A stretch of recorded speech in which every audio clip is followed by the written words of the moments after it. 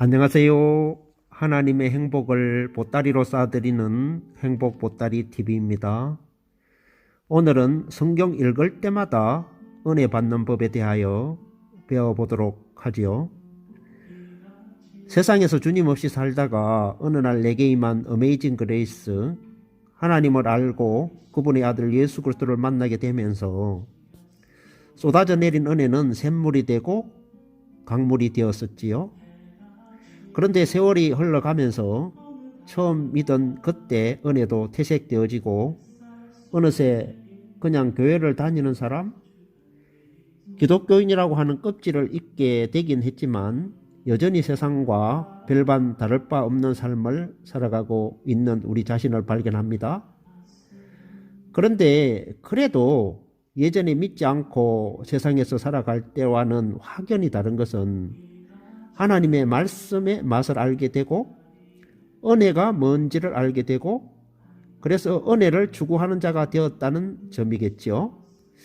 교회 예배에 참석하여 우리가 목사님의 말씀을 듣고 은혜를 받아보려고 온갖 정성을 다했던 기억도 참 많지요. 그러나 이것은 마치 어린아이가 엄마가 먹여주는 생수와 같지요. 아이가 자라 어느 정도 성인이 되면 이젠 엄마가 떠다주는 생수를 먹는 게 아니라 스스로 우물에서 물을 길어다 먹을 수가 있어야 되는데요. 성도 또한 생명의 양식이고 샘물과 같은 하나님의 말씀을 목사님이 예배 때마다 먹여주시는 것만으로 먹고 살아가려고 해서는 많이 부족하지요. 그래서 매일매일 자신 스스로가 찾아 먹을 수 있는 기술이 필요합니다.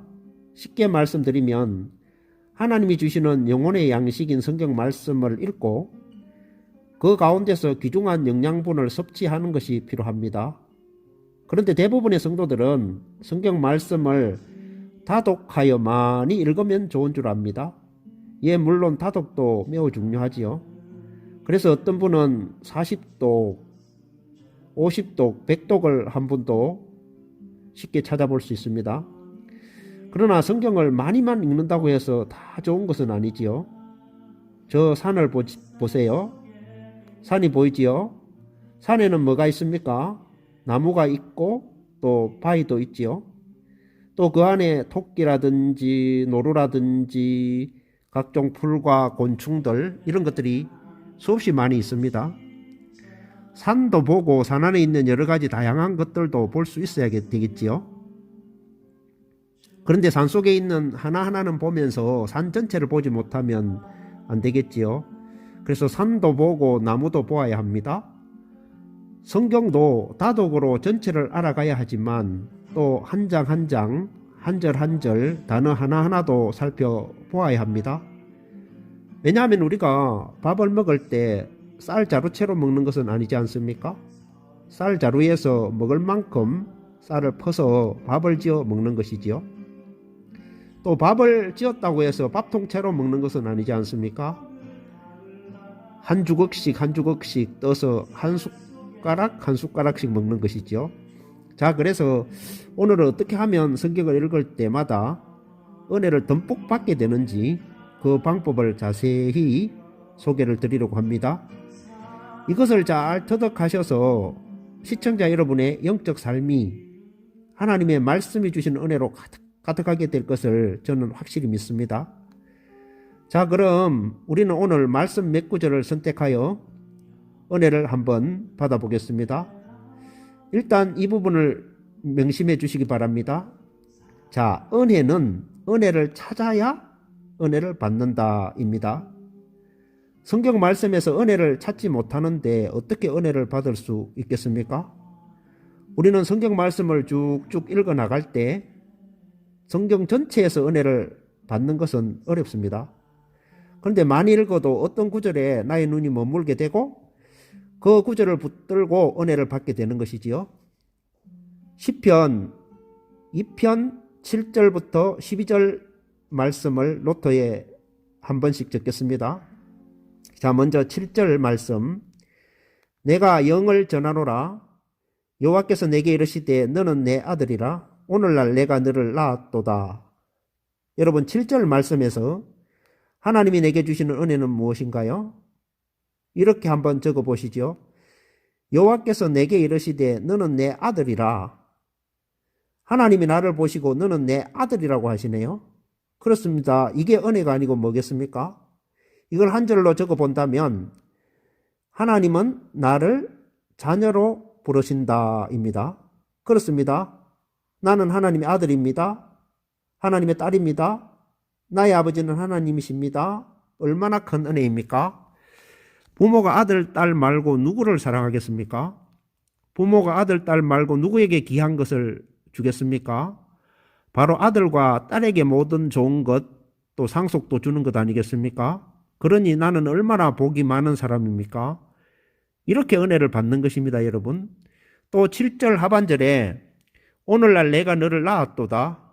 야, 하나님이 나를 낳으셨다고 말씀하시네요. 이걸 한 문장으로 적어 봅니다. 나는 하나님이 낳아주셨다입니다.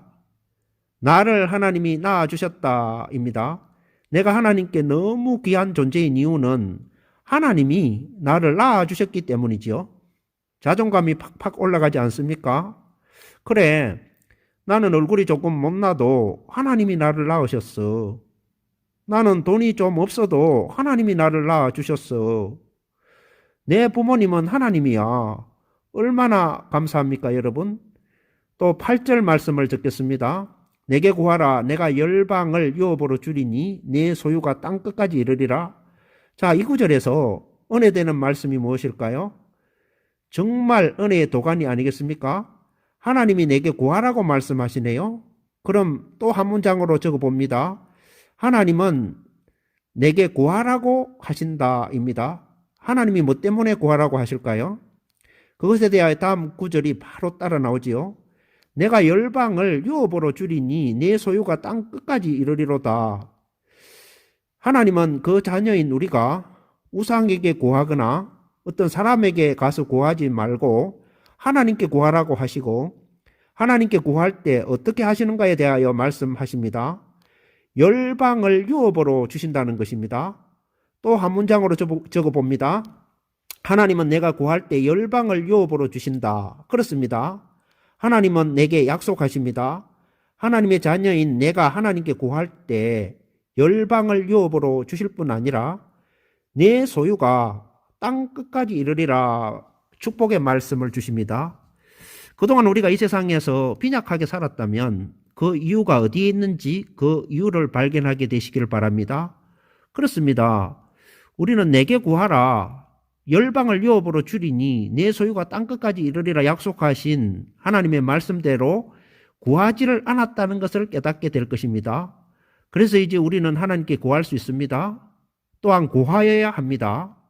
우리 예수님이 말씀하십니다. 구하라 주실 것이요, 찾아라 찾을 것이요, 문을 두드리라 열릴 것이니 구하는 자가 얻을 것이요, 찾는 자가 찾을 것이요, 두드리는 자에게 열릴 것이니라. 주님의 약속입니다.